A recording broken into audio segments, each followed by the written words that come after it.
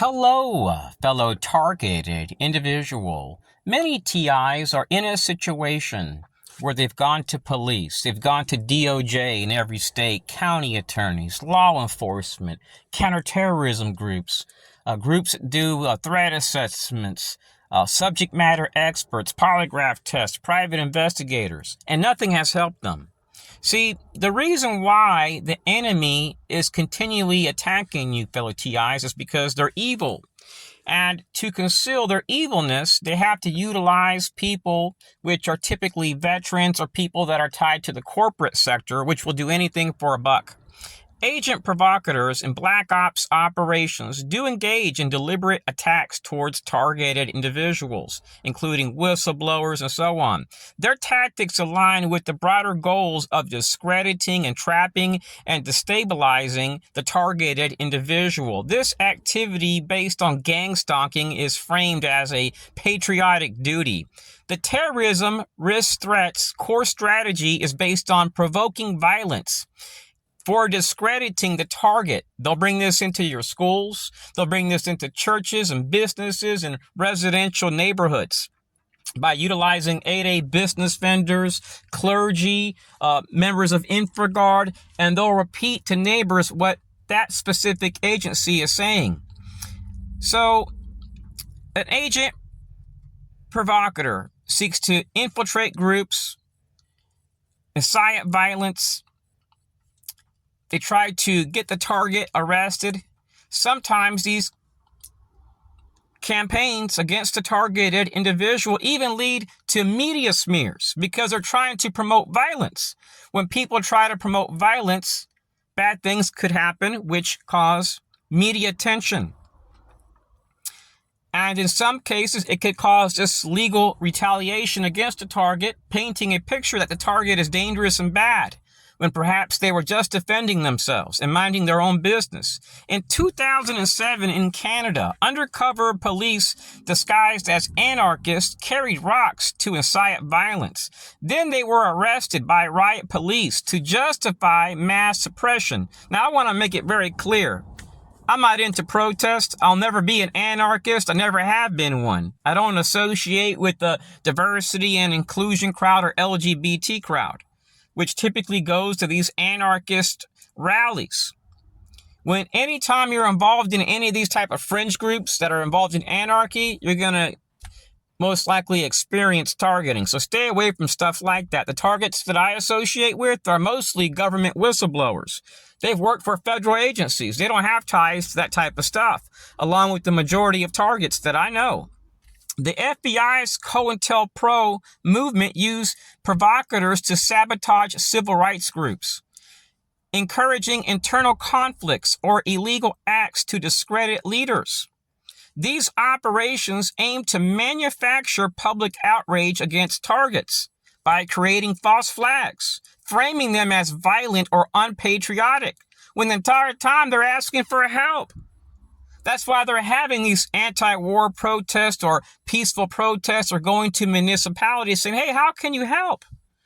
So what the public isn't told is that the target has been harassed every day, has received life-threatening phone calls, has been harassed at school while they got gas, while they were buying groceries, when they were taking a walk, when they're eating a meal, when they're getting to their house. See, the enemy seeks to incite violence by confronting you at times. These provocateurs may harass or assault you to provoke defensive reactions, then claim victimhood. Anybody that knows me knows that I've never started a fight in my life. Now, there have been many cases, fellow TIs, where corporations have been utilized for black ops that lead to legal action against people. So be very careful about who you allow in your life.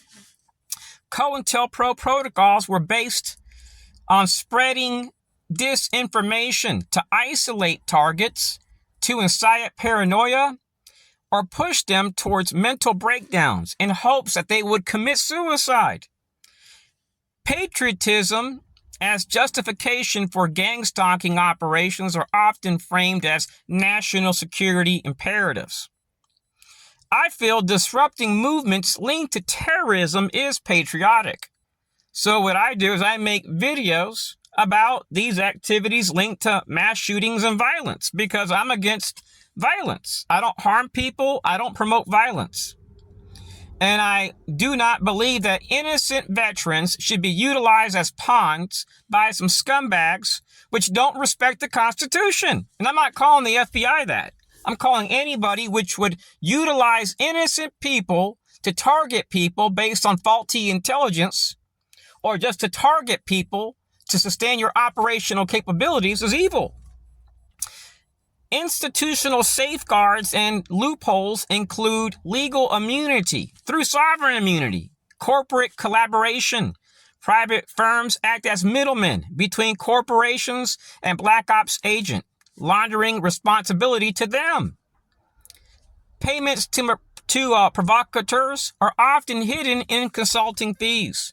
Targets are often surveilled via social media to identify pressures like financial stress. Is the person married? Are they being harassed out of jobs? They look for things which can make them be prone to reacting. So they may try to put people around you to make you feel bad about your situations. Agencies like ICE or FBI have utilized data to isolate and antagonize critics. So agent provocateurs do deliberately provoke targets into violence to enable legal and financial retaliation, leveraging institutional power and patriotic narratives. While insurance exploitation isn't explicitly documented, there are perpetrators which have $1 to $3 million insurance policies on them. So if they're injured or hurt, that is a potential payout. Elderly veterans and women are deliberately exploited by agent provocateurs in black ops harassment campaigns to manipulate public perception, to provoke targets, and create optics that demonize whistleblowers or activists if conflicts arise. This tactic leverages societal biases and emotional triggers to isolate targets. Here's how it works. They utilize at times vulnerable people as actors. Elderly veterans. I have some on file that have NSA profiles that are like 89 years old, 90 years old and older. So they look for people which have visible disabilities, service medals, which evoke automatic public sympathy. If a target confronts them, they're framed as if they're attacking heroes when they're not even attacking them. They're just asking them, sir, why are you doing this? They utilize women, particularly elderly women or pregnant women, are used as triggers of protective instincts. Physical escalation against them, even defensively, is spun as violence against the vulnerable. So let's say you're sitting in your car and your window is down, you have your child next to you, and some pregnant lady spits on your dash. And you say, hey, ma'am, don't do that. But you don't hit nobody. You don't get out of your car. They could just, try to create some bogus report on you. So be recording when you're out. Provocateurs may stage assaults to trigger liability complaints. High insurance payouts fund further operations against the target.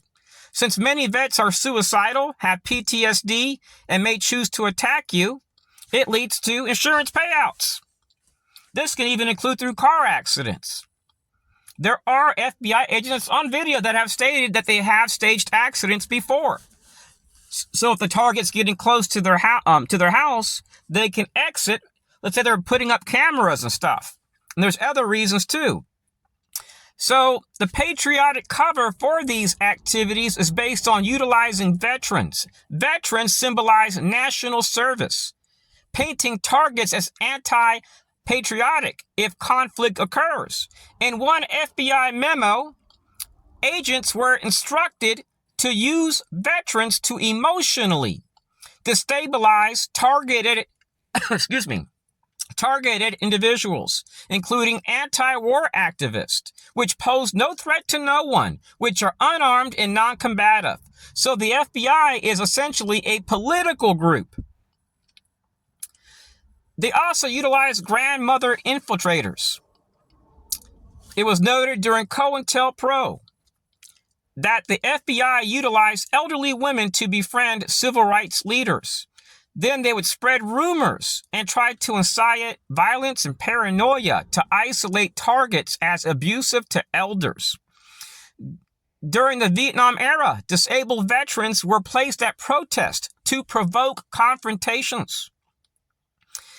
And the media depicted these draft resistors as attacking heroes to make them look bad.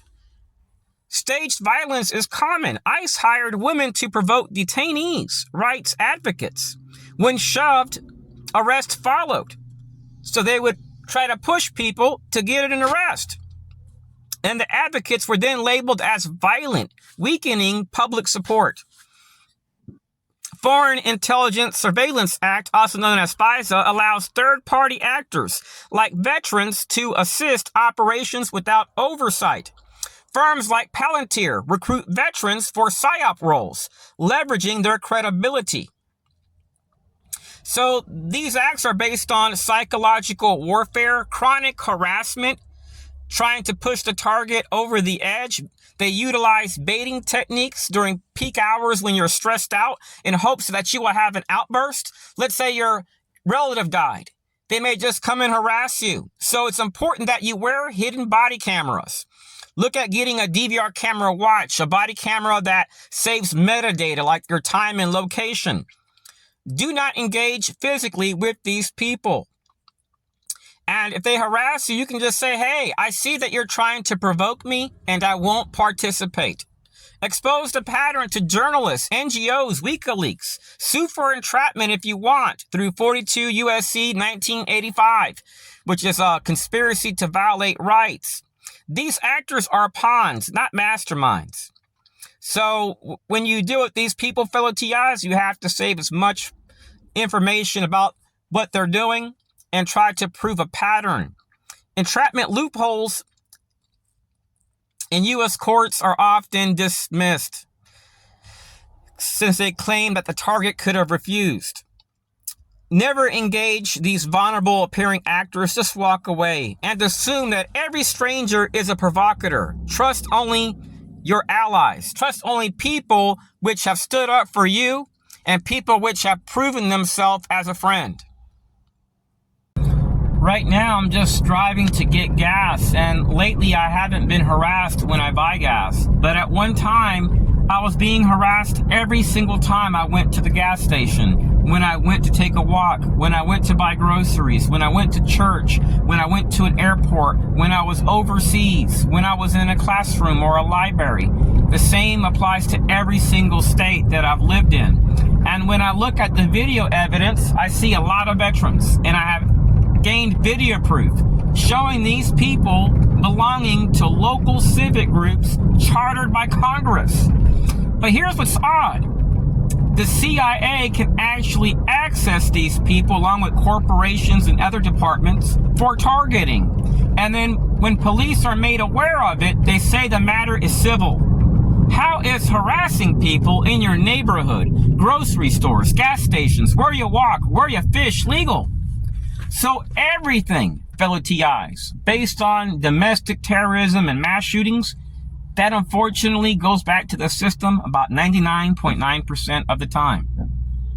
When you look at what I've shared and you see my links and my profiles, you will see that I've gone to DOJ, state attorneys, state governors in prior states, FBI, CIA, DHS, FEMA, municipality meetings. I've spoken to representatives, congressmen. Guess how many responses I got back after the meetings? 0. So there is a hidden agenda within this country. And thanks be to Trump, my targeting has reduced. I'm still targeted, but it's reduced a lot more. Never ever believe that if somebody's parking next to you, following you around, making their presence known, that they're there to help you. Because that would mean they're just doing the same things as the perps and trying to cover their ass. I've never had one American offer to help me with this. And I've been in this since 1996.